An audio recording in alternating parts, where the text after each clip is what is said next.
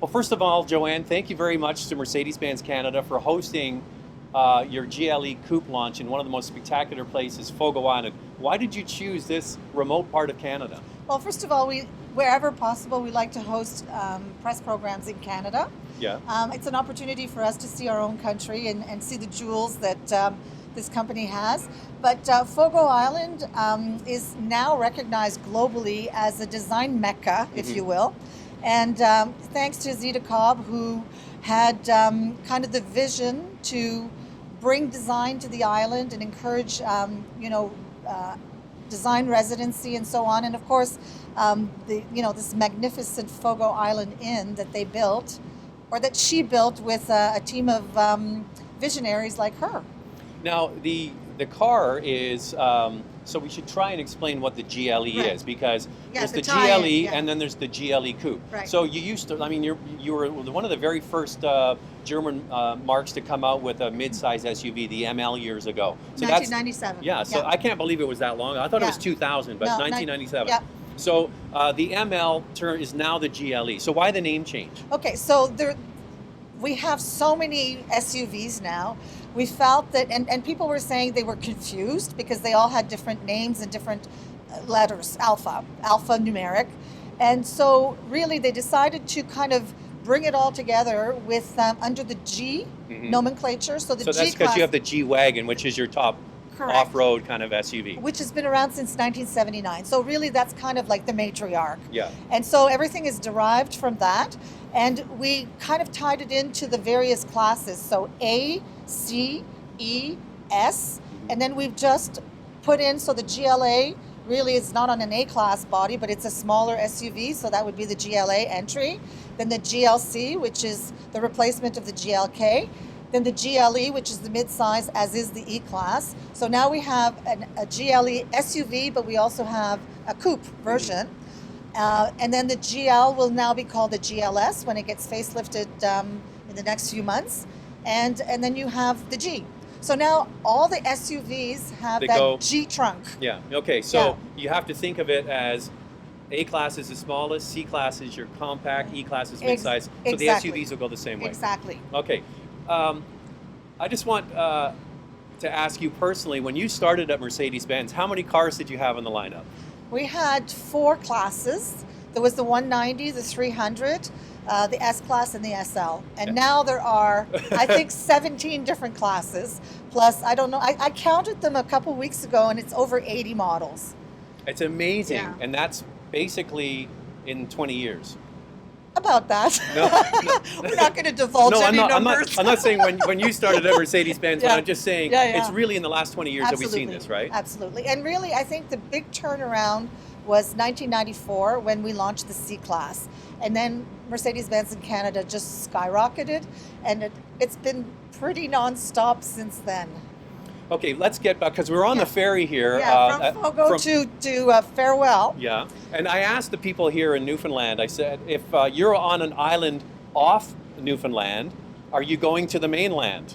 And they all kind of they said, well, I'm not really sure because Newfoundland's an island. Right, but did you notice that everybody said, you're from here or you're from away? You're from away. And I think anything else than Fogo Island is away. Yeah.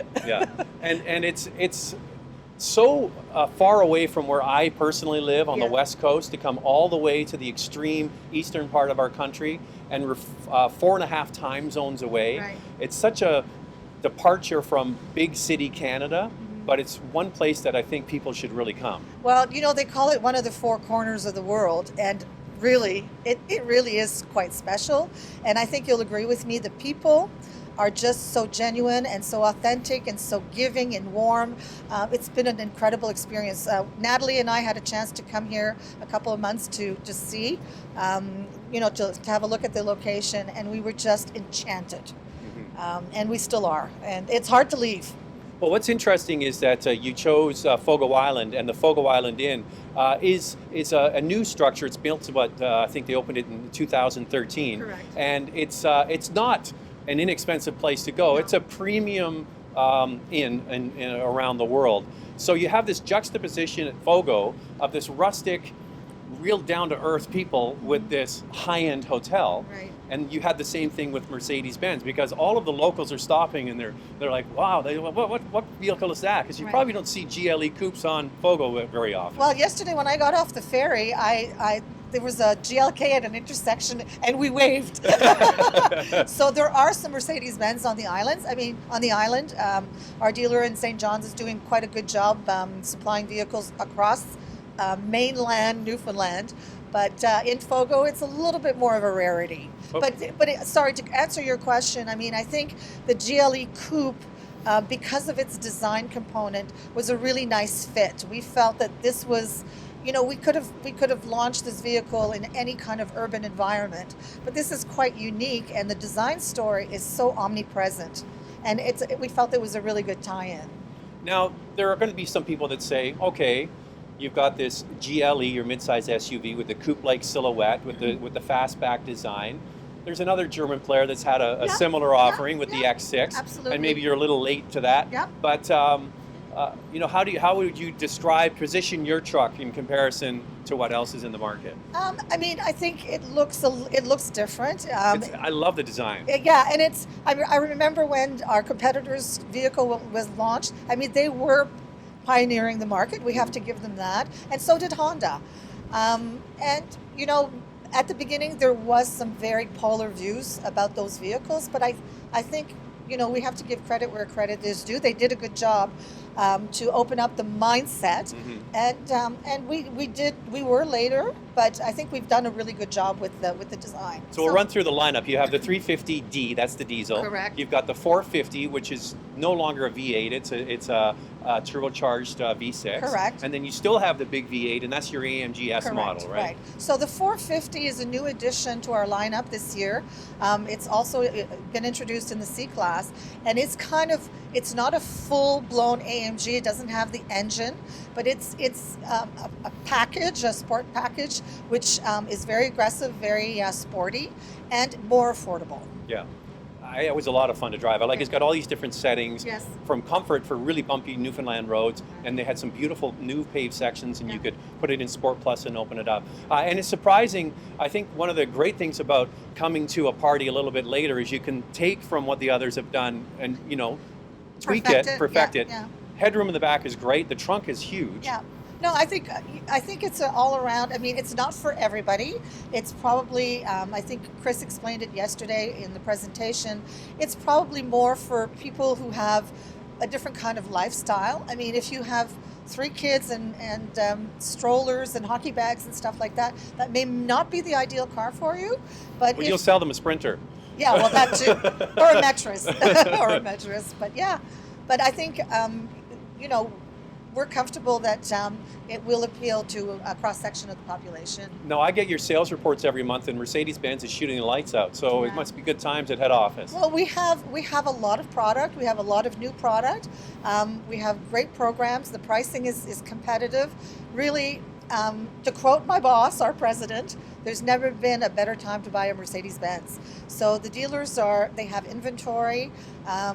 The programs, like I said, are very competitive. Mercedes-Benz Financial is, we're working hand in hand with them. So it's a good time at Mercedes-Benz Canada right now. Now I got to finish off on something about one of your, not a direct competitor, but the Volkswagen group, you know, caught with the whole Dieselgate issue. And outside of Volkswagen, Mercedes-Benz, I think, has more diesel offerings in the marketplace. And is this impacting you at all? Are people pumping the brake and saying, maybe I'll get a gas instead of a diesel? You know, we haven't seen anything so far, and I have to say that we've had very, very few inquiries from customers. You know, to just say what's happening, is this something that we're going to find at Mercedes-Benz? I mean, our colleagues in Germany have assured us that there is absolutely never been any kind of manipulation. We've been in the diesel business for a long time. I mean, you know, since basically Mr. Otto invented the diesel engine. So our mandate is to stay in the diesel business for a long time. We sell a lot of diesels, and you know, this is not good for anybody. It's not good for the industry, and it's not good for German engineering. No, and we're hoping that this is going to get resolved as soon as possible for obvious reasons. All right, it's cold out here on the ferry to and from Fogo Island, but it has been a spectacular. Everybody that's been on this GLE Coupe launch has said this is a bucket list place to visit, and thank you very much. Our pleasure. We're glad we were able to do it. Thanks for watching, and make sure to subscribe. If you want to watch the full-length review of the new Mercedes-Benz GLE Coupe, click the picture on the left.